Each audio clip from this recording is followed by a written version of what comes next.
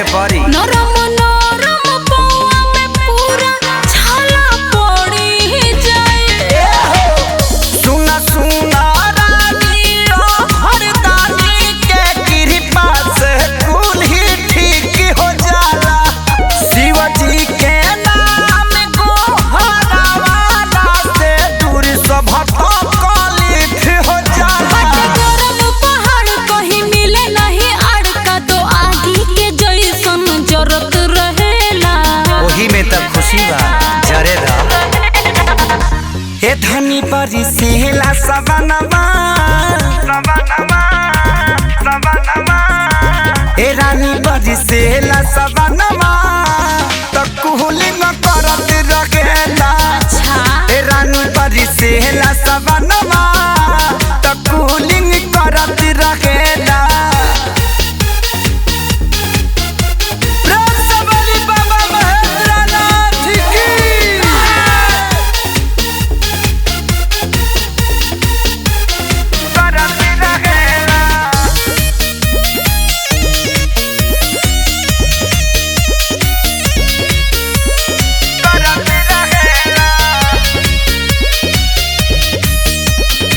सुनी खेसारी दर्शन करे के हमरो त मनवा करे।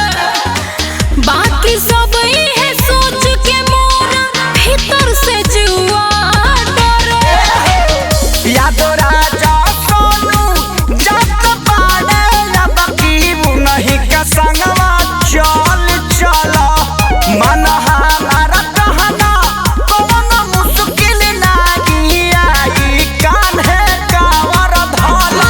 बात तोहार चलतानी दरबार दिल हमरो त भोले भोले कहेला। ए धनिया परी से सबनवा ए रानी परी से ला सबनवा त कुहलिंग करत रखेला।